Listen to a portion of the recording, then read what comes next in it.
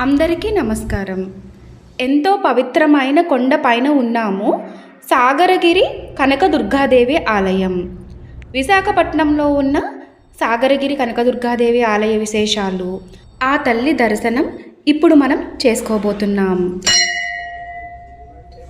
భక్తులందరూ అమ్మవారి దర్శనం చేసుకోగలరు.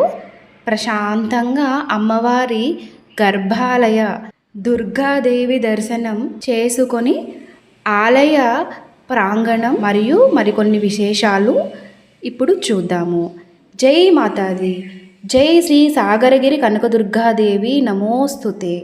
ఓం ఐం హ్రీం శ్రీం శ్రీ మాత్రే నమః.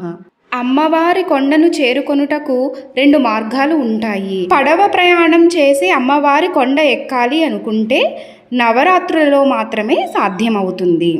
Malkapuram Hindustan ship yard road మీదుగా వస్తే అమ్మవారి దర్శనానికి వెళ్ళే మార్గపు మెట్లు మనకి కనిపిస్తాయి.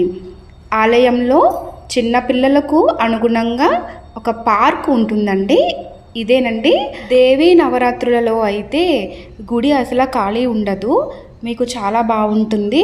నిత్యాన్నదానం మరియు ఇది పార్కింగ్ ప్లేస్. కొండపై వరకు కూడా కార్స్ అనేవి రావడానికి వీలుగా ఉంటుందండి. చాలామంది తెలియక కొండ కిందనే కార్ పెట్టి కాలినడకన వచ్చేస్తూ ఉంటారు. కాబట్టి ఈ ఇన్ఫర్మేషన్ ఇస్తున్నాము. శుక్రవారం అమ్మవారి దర్శనం మీకు వీలు కుదిరినప్పుడు తప్పనిసరి చేసుకోండి. వీడియో నచ్చితే లైక్ చేయగలరు. Please share.